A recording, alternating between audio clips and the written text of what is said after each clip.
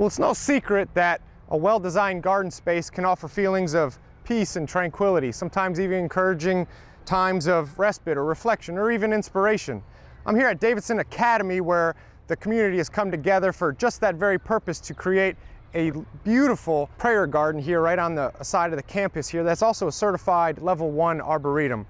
And I'm here with Alice Vestal, a beloved, hardworking parent of the community school here, who is now turned into landscape designer, who was brought in as kind of ushering in the first initial design phases to get this project off to a start, from concept to construction. Thank you, Matt. This is a wonderful place. I am so pleased that we're to this point now. It's a great stopping point. We've worked really hard on this. I say we, a lot of people have worked on this. Probably about 5 years ago, I started leading an after-school program in extended care programs in its garden club.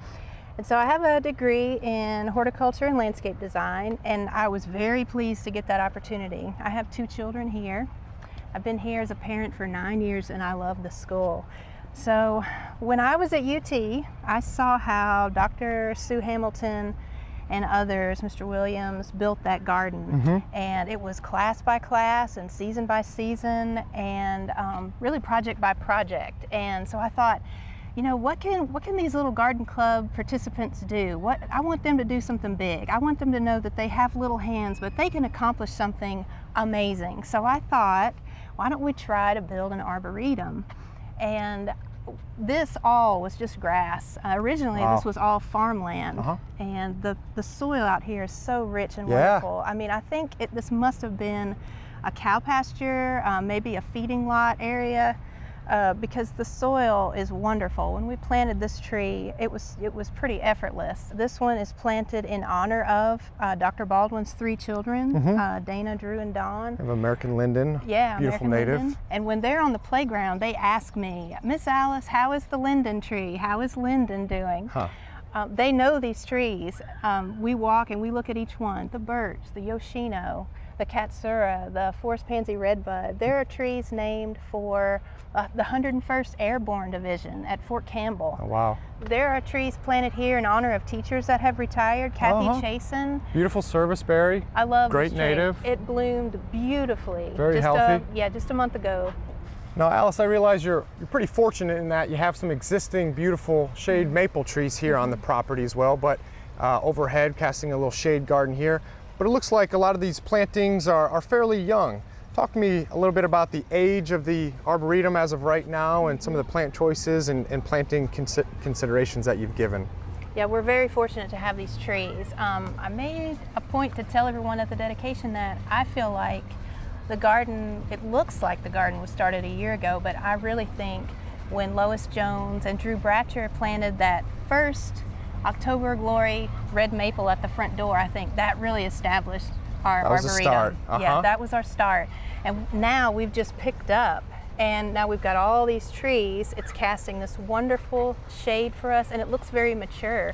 The magnolia behind the cross, that's another one that was a 6th grade gift, I think planted in 2002. It's done beautifully.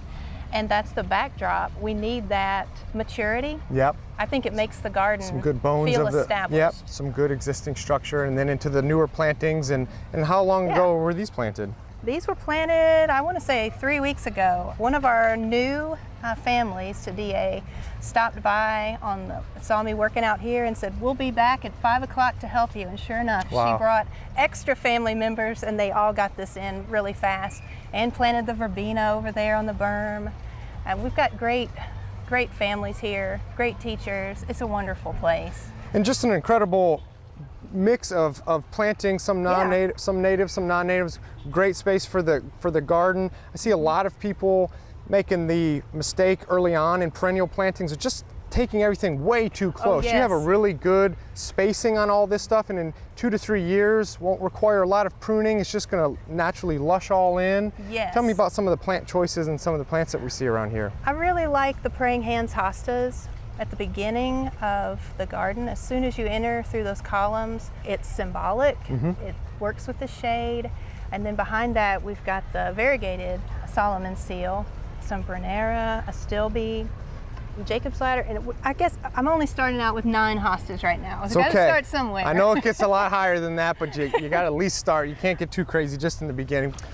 And Alice, I noticed kind of walking around, we have beautiful elements of water feature in the gardens, which is great for the wildlife, the pollinators to kind of attract them in, mixed with the assortment of perennial that are in bloom on and off throughout the whole season, gathering places for the insects and the wildlife. And teachers are using this as a community resource to educate the children, no? Definitely, yes. I made sure to tell the teachers, please use this space. This space is an extension of your classroom. We're doing Plant ID out here. We were recently certified as All-America Selections Display Garden. So our 7th grade high school teacher, Jim Garrett, is interested in plant genetics, and he's working on getting a greenhouse of some sort. Oh, wow. And so we're hoping that he can grow the seeds from AAS and we can put them in the garden. There are classes out here daily. Sometimes it's too crowded.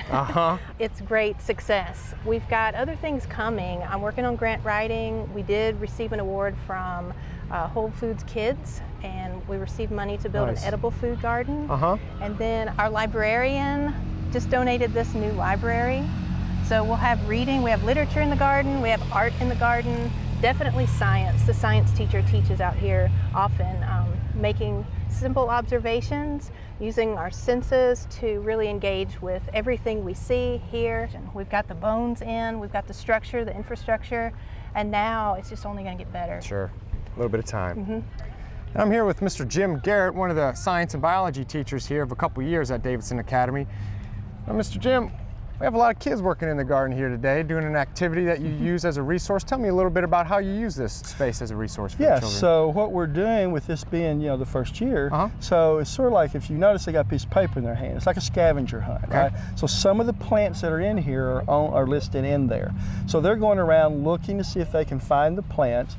And then also, this is where we teach them about the common name and the scientific name. Right. And so they get to see, well, yeah, I knew that was a fern and that was a fern, but now they understand why the scientific name is important, because that helps us to make sure we're both talking about the same plant. Bingo. We're talking about as these children progress and age through the classrooms, that they're starting out here in the elementary school, and you're working with some high schoolers, and how that knowledge and the respect of the garden progresses through the years. And as they use this and learn the value of it, then they can also continue to be contributors and help with it, and it will continue to grow. And keep it within the family for their children and the generations to come after that. Exactly. That's fantastic. Yeah. Well, I must say I've had a fantastic visit out here at Davidson Academy, walking the grounds and seeing their prayer garden and arboretum space on the campus. It's been just very refreshing to see what can happen with the synergy of parents and the community and the teachers and the children coming together to create just such an amazing space. It almost serves as a blueprint for other schools or organizations to create something similar on their property. I'm just really amazed at what can happen when many hands come together. For inspiring garden tours, growing tips, and garden projects, visit our website at volunteergardener.org or on YouTube at the Volunteer Gardener channel, and like us on Facebook.